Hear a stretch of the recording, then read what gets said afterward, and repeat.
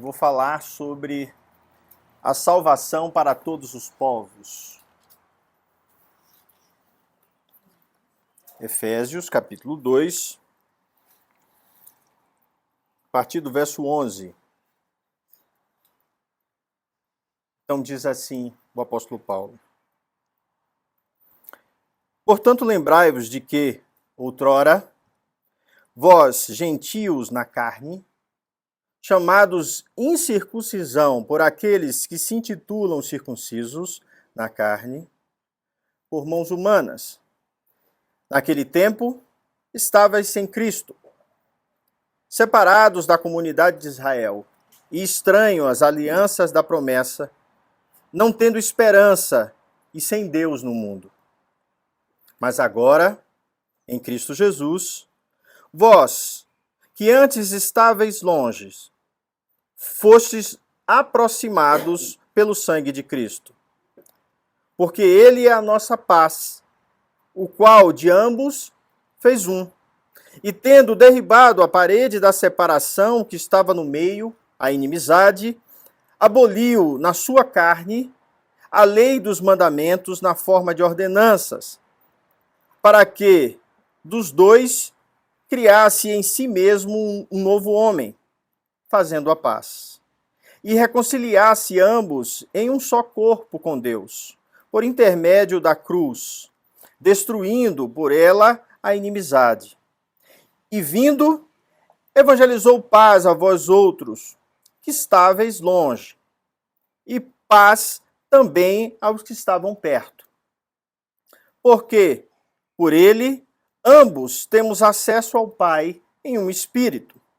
Assim, já não sois estrangeiros e peregrinos, mas concidadãos dos santos, e sois família de Deus, edificados sobre o fundamento dos apóstolos e profetas, sendo ele mesmo, Cristo Jesus, a pedra angular, no qual todo o edifício, bem ajustado, cresce para santuário dedicado ao Senhor, no qual também vós, juntamente estáis sendo edificados para a habitação de Deus no Espírito. Bendito seja o Senhor. Pai do céu, nós pedimos, Senhor, inspiração do alto, graça para compreendermos a Tua palavra, para entendermos, Senhor, a Tua vontade para as nossas vidas. Nós oramos a Ti em nome de Jesus. Amém. Irmãos, o apóstolo Paulo pregou aos irmãos de Éfeso na sua terceira viagem missionária, quando ele sai de Antioquia e vai para a Macedônia. E ele passa a pregar para os gentios. O próprio apóstolo Paulo se intitulava apóstolo aos gentios. Após ele descrever para esses irmãos de Éfeso todo o processo da sua teologia de salvação em Cristo Jesus, a obra do Pai, a obra do Filho, a obra do Espírito Santo, ele diz àqueles irmãos que eles foram salvos pela graça de Deus, receberam a misericórdia do Senhor, e que toda a igreja deve andar nas obras que o Senhor determinou para que andássemos nelas, ou seja, no ensino de Cristo. Então ele entra nessa perícope que ele vai falar de dois povos, os judeus e os gentios. E ele vai trazer uma linguagem lindíssima. Ele vai lembrar primeiro que aquele povo de Éfeso, no passado, eles eram gentios na carne, ou seja, não eram judeus. Não participavam da aliança. Eles eram chamados assim, isso é um hebraísmo, né?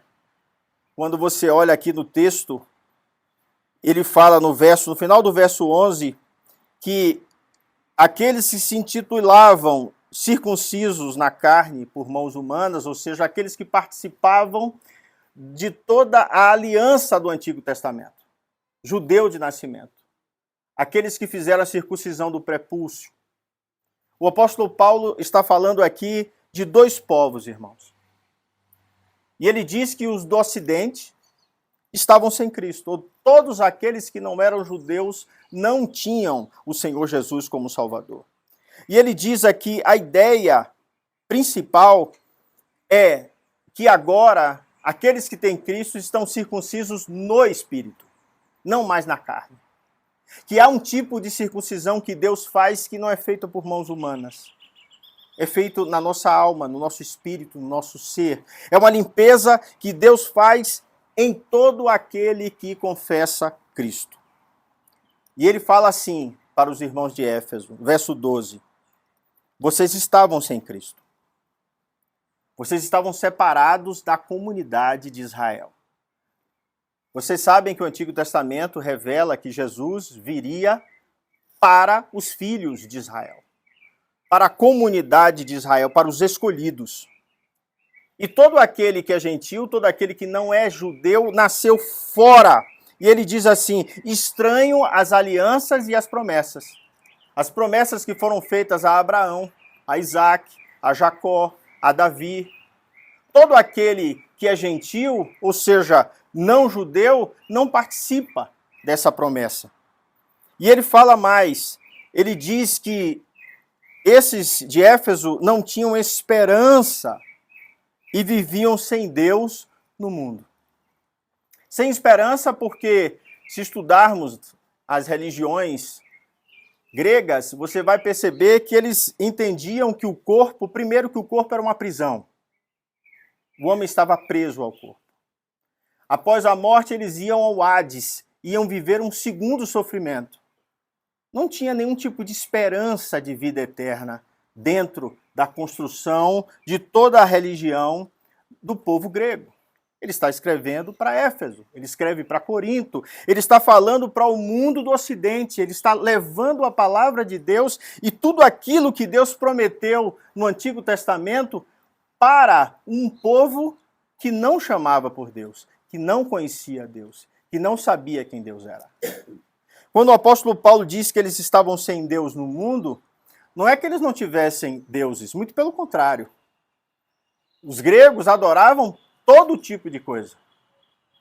Um dos exemplos é quando Paulo chega em Atenas, ele vai vendo milhares de deuses, muitos altares. E ele fala de um Deus que eles não conhecem. Ele vê um altar que está vazio e que está escrito assim, é o Deus desconhecido. E esse altar estava colocado lá para caso eles tivessem esquecido de algum Deus, seria aquele altar. E o apóstolo Paulo, vendo o coração deles e conhecendo a vida deles, sabendo que eles eram adoradores, vai falar de um outro Deus, o Senhor Jesus. Ele alcança esses irmãos de Éfeso com a pregação do Evangelho. Esses irmãos aceitam o Senhor Jesus Cristo como Senhor e Salvador das suas vidas. E ele mostra aqui que eles não conheciam Deus, o Deus verdadeiro. Estavam sem esse Deus verdadeiro. E a partir do momento que eles confessam Jesus como seu Deus e Senhor, o apóstolo Paulo mostra que havia essa vida daqueles gentios longe de Deus, ou seja, eles estavam separados da comunidade de Israel, estranhos à aliança, e não tinham esperança e viviam sem Deus no mundo. Mas o apóstolo Paulo diz assim, mas agora, em Cristo, vós que antes estava longe, fostes aproximados pelo sangue de Cristo. Isso aqui é um outro hebraísmo.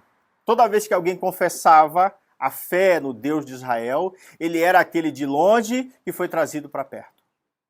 Estava longe de Deus, afastado, não sabia quem Deus era, essa pessoa foi trazida para perto.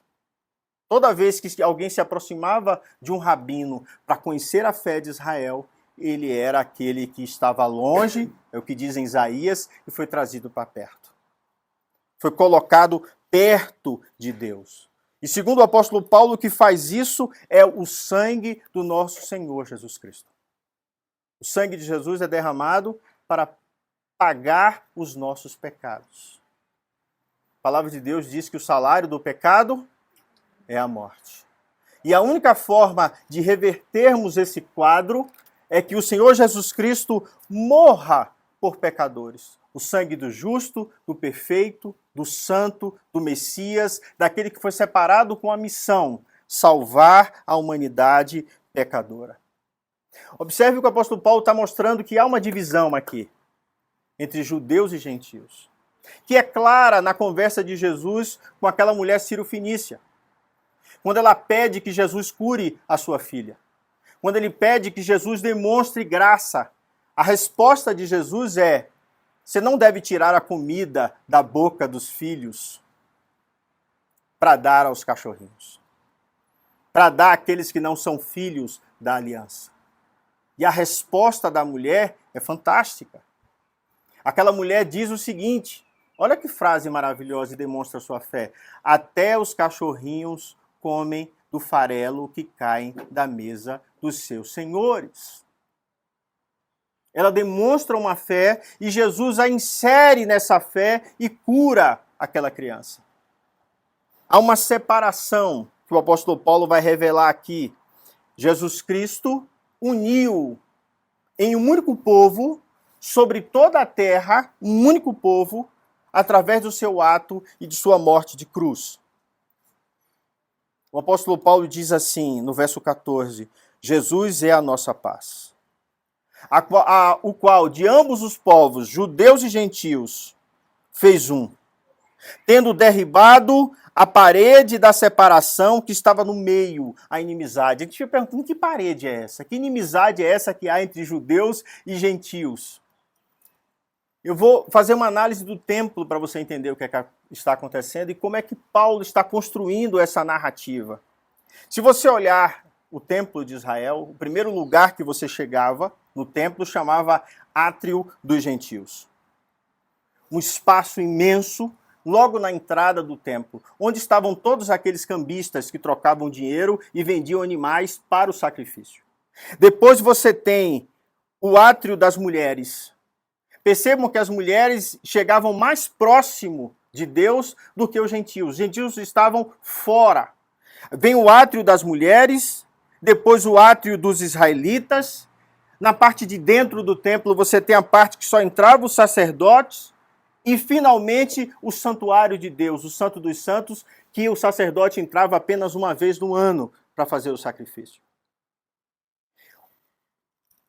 Os gentios estavam tão fora da aliança que o lugar reservado para eles colocaram uma feira. É por isso que no dia que Jesus entra com Azarrigo e sai expulsando todos do templo, ele está tirando as pessoas do pátio dos gentios, que era um lugar de adoração, que era um lugar onde todo aquele que não era israelita e viesse a Israel podia adorar. É por isso que Jesus se revolta. Os gentios não fazem parte, era assim que Israel pensava. Os gentios não merecem adorar o nosso Deus e eles não têm parte com as promessas de Israel. Quando Jesus pega aquele azarrigo, irmãos, e limpa aquele pátio dos gentios, é como se Jesus estivesse dizendo assim: eu também vim para os outros povos.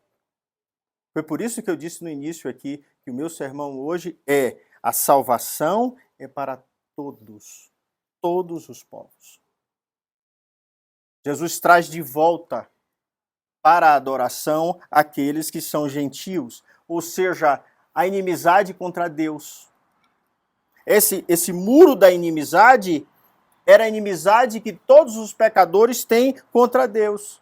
O apóstolo Paulo diz que Jesus aboliu na sua carne a lei dos mandamentos na forma de ordenanças.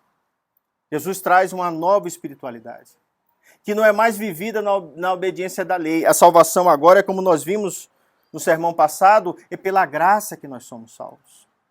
E por aceitar Jesus como nosso Senhor, como nosso Salvador, como aquele que morreu na cruz por nós. Aquele que morreu por causa da inimizade que nós tínhamos contra Deus, em desobediência pela queda, em comer da árvore do bem e do mal. Em termos a uma nos desviados junto com Adão e com Eva. Adão, como representante, fez todos nós nos afastarmos de Deus. O apóstolo Paulo está construindo uma teologia dizendo que agora Deus trouxe esses gentios que estavam fora, nós que somos gentios. Nós que não conhecíamos a Deus. Nós que não conhecíamos as suas promessas, essa promessa nos alcançou. E Jesus, através de sua morte de cruz, diz o apóstolo Paulo, dos dois, criou em si mesmo um novo homem, trazendo a paz. Agora todos os povos estão em paz e podem entrar na presença do Deus santo e vivo e maravilhoso que nos salvou. A construção de Paulo, irmãos, é tão bela que ele diz que o ato de Jesus reconciliou todos nós no corpo, em um só corpo com Deus. Fazemos parte agora do corpo do nosso Senhor Jesus Cristo. Encontramos o favor de Deus que tínhamos perdido. Encontramos a misericórdia de Deus que não tínhamos. E ele vai dizer que a morte de Cristo evangelizou paz a vós outros que estavam longe. A esses que não clamavam a Deus, a esses que não serviam ao Deus de Israel. Imagine o panteão de deuses grego. Imagine a quantidade de templos que há em Éfeso. Eles olhavam agora para uma fé que o apóstolo Paulo os ensinou e ele está mostrando que agora eles fazem parte de Israel. Se uniram a um único povo. A eles também pertence agora essas promessas feitas na pessoa do nosso Senhor Jesus Cristo. Então ele disse, vocês foram trazidos para perto. Vocês lembram que no Antigo Testamento ninguém podia entrar no Santo dos Santos. Você tinha uma parede que separava. Era necessário que aquele sacerdote fizesse um sacrifício por ele mesmo, se limpasse dos seus pecados, da sua falha, porque se ele não fizesse isso, assim que ele entrasse no Santo dos Santos, o que acontecia? Ele caía morto. Porque Deus disse que o homem vai morrer. Se desobedecesse a ele, o homem morreria.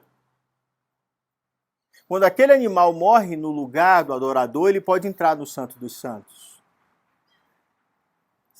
A grande beleza disso tudo é que no momento da morte do nosso Senhor Jesus Cristo, descrito em Mateus, diz que quando ele ele entrega o Espírito, está consumado, entrega o seu Espírito a Deus. O texto diz que o véu do templo rasgou de alto a baixo. E ali é uma pedra, né? Uma pedra gigantesca. E Deus que estava isolado e não podia se envolver com a humanidade porque a presença santa de Deus mataria todos os homens, essa presença de Deus que está nesse santuário sai e alcança primeiro o povo de Israel. Essa presença de Deus é tão efetiva, irmãos, que o escritor de Mateus diz que os leprosos que estavam do lado de fora de Jerusalém são curados. E eles começam a entrar na cidade. O texto diz que pessoas que estavam mortas, que morreram na aliança, ressuscitam. E muitos túmulos são abertos, diz o escritor de Mateus.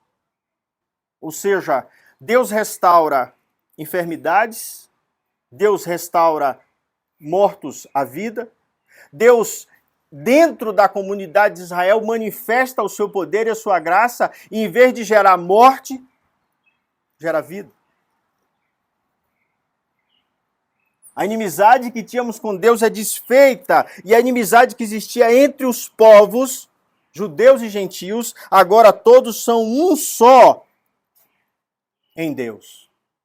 E o apóstolo Paulo diz assim no verso 18, porque por ele ambos temos acesso ao Pai em um só Espírito. Aquele acesso que eu falei que não tínhamos ao Santo dos Santos, agora nós temos totalmente. Deus passou a habitar em nós. Nós somos templo do Espírito Santo. Jesus disse que derrubaria o templo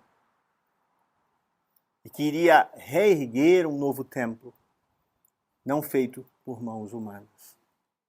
O apóstolo Pedro entendeu isso com tanta profundidade. Ele diz que nós somos pedras vivas. Deus construiu o seu templo em nós, em cada crente. E essa inimizade foi desfeita. Só existia um povo. Só existia a raça humana. Só existia Adão e Eva. Agora, a partir de Sete, Abraão, Jacó, Israel, de onde veio a aliança, as promessas e a revelação, isso se abre para todos os povos, para toda a terra. Bendito seja Deus que essa verdade nos alcançou. Chegou à minha casa, à minha vida, à sua vida. O texto, ele vai dizer que nós não somos mais estrangeiros, nem peregrinos, mas todo aquele que é gentil é concidadão dos santos. Irmãos, isso aqui é lindíssimo. Deus fez com que todo aquele que confessa Jesus como seu Salvador faça parte das promessas de Deus e da sua salvação eterna. E mais ainda, ele diz que agora nós somos família de Deus. Temos pertencimento à pessoa do Senhor. Se antes estávamos sem Deus, se antes estávamos sem esperança, se antes na nossa vida não tinha promessa, agora todas essas coisas se fizeram e foi mais profundo ainda. Ele nos fez a sua família. Somos dele, né? E ele é nosso. Que tipo de dificuldade você tem enfrentado? Às vezes, irmãos, nós nos esquecemos que nós temos esse acesso a Deus. Às vezes nós nos esquecemos que não tem mais intermediário. O mediador habita dentro de nós. É exatamente isso que ele vai dizer aqui. Ele diz que tudo que foi ensinado pelos apóstolos e pelos profetas, tudo que foi colocado dentro da história, tem Jesus como pedra angular. E nós já aprendemos isso. Tudo que é ensinado no Antigo Testamento e tudo que os apóstolos de Cristo ensinam é que em Jesus tudo se fez. Que sem Jesus nós estamos perdidos eternamente. E ele diz assim, que em Jesus que toda essa família é construída. Que é na pessoa dele que a nossa vida passa a ter sentido, temos pertencimento. E ele diz que nós somos habitação de Deus no Espírito.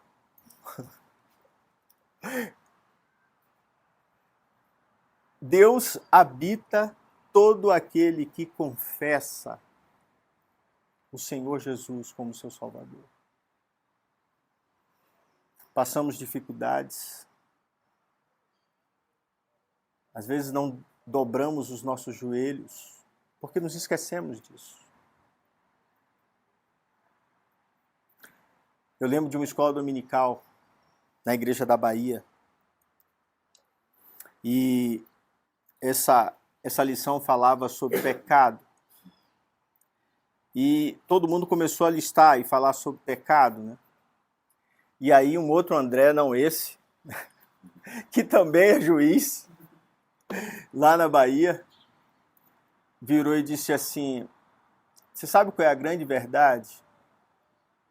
A grande verdade é que o pecado é uma grande... Quando cometemos pecado, é porque nós temos uma grande incredulidade. Nós esquecemos que Deus habita em nós.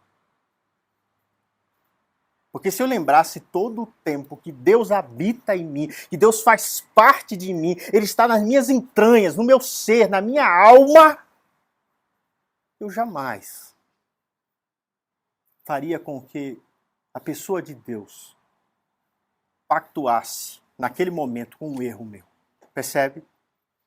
Da mesma forma, quando estamos angustiados, sofridos, a nossa alma está sedenta, se eu lembrar e tiver isso em mim, ter a certeza que Deus em mim habita, eu vou dobrar os meus joelhos cheio de fé e na certeza que Deus está me ouvindo, porque Ele não está longe. Ele diz, vocês que estavam longe, agora estão perto. Mas vocês estão tão perto que Ele está dentro de vocês. Vocês são família, vocês estão na história de Deus. Percebe? Isso deve fazer com que eu dobre meus joelhos com toda a alegria, com toda a fé e com toda a certeza de que Deus está perto. Não foi Deus que disse que é o Deus de perto e não de longe? Não foi Deus que disse que toda vez que clamarmos a Ele, Ele ouviria? Não foi Ele que disse que toda vez que clamarmos no nome de Jesus, Ele ouve?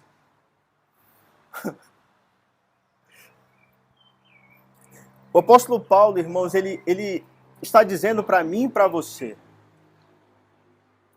que nós não merecíamos. Porque nunca fomos a família. Você sabe o que é mais belo? Pensando nos gentios, é que um filho verdadeiro é um filho que a gente, querendo ou não, ele é filho.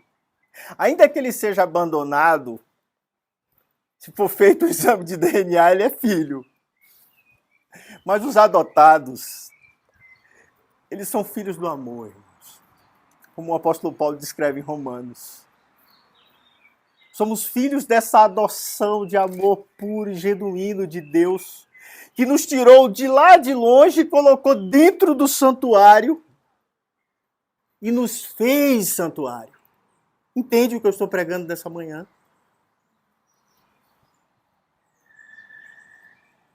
Eu preciso viver em absoluta fé naquilo que Jesus fez.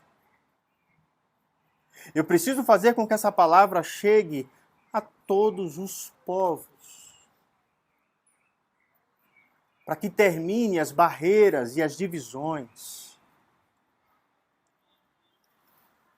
No cristianismo antigo, quando não podíamos pregar o evangelho,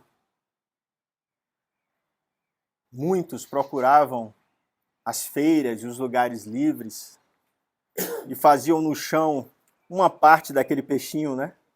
O símbolo do peixe, que são 2 traços assim, né? E ele fazia um traço no chão e ficava esperando alguém, aí o outro vinha e completava o peixinho. Ele sabia que aquele era a família de Deus. Ele sabia que aquele, naquela cidade, ele podia se aproximar. Ele sabia que com aquele ele podia falar e junto com ele eles se reuniam para adorar, para cuidarem uns dos outros e criar estratégias para pregar o evangelho. Eles faziam isso, irmãos, com o próprio pescoço em risco. Hoje nós podemos pregar em qualquer lugar. Não precisamos usar nenhum tipo de subterfúgio. Hoje está até na internet. Mas o que nós conversamos ali e o que André falou mexeu comigo. Eu preciso me encher do Espírito Santo. Eu preciso estar cheio do Espírito Santo. Porque foi isso que Deus fez de nós, não é isso que está aqui no texto? No qual também vós juntamente são edificados para a habitação de Deus no Espírito. Eu me encerro dizendo o seguinte: nos enchamos de nós mesmos. Nós nos inchamos, estamos cheios de nós mesmos. Precisamos nos desinchar de nós mesmos e nos encher de Deus. Percebe? Olhando para Jesus, Jesus esvaziou-se quando ele veio à Terra. Esvaziou-se, humilhou-se e mostrou toda a verdade de Deus através da sua vida. Precisamos tirar tudo aquilo que não louva ao Senhor. Nos esvaziar também, dando lugar para o seu Santo Espírito, para o Santo Espírito de Deus. Vamos orar? Pai do céu, nós te damos graças, Senhor.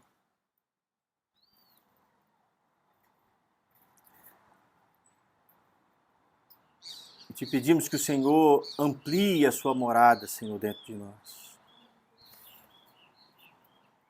Que o Senhor, Senhor, nos retire tudo que não te louva, nos esvazie. Estamos inchados, Senhor, de nós mesmos.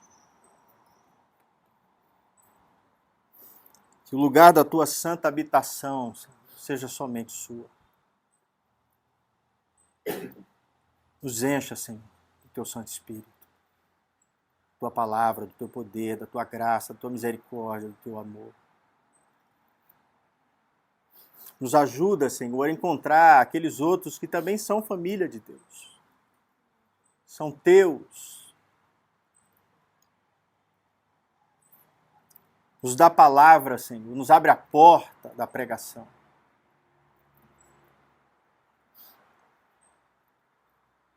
Nos faz, Senhor, mais parecidos com teu Filho Jesus. Ele que é a pura habitação do Senhor. Enche a tua igreja, Senhor, com a tua santa presença. Faz de nós, Senhor, o teu lindo santuário. E a nossa oração, Pai, em nome de Jesus. Amém. Receber a bênção, queridos, que a paz e a graça do nosso Senhor e Salvador Jesus Cristo, que o amor insondável de Deus, nosso eterno Pai, e as benditas consolações do Espírito Santo sejam sobre vós, irmãos. Igreja Presbiteriana Comunhão, aqui no Lago Norte, e sobre a Igreja de Cristo espalhada sobre toda a terra, agora, para todos sempre. Amém. Deus abençoe a sua vida e uma boa semana.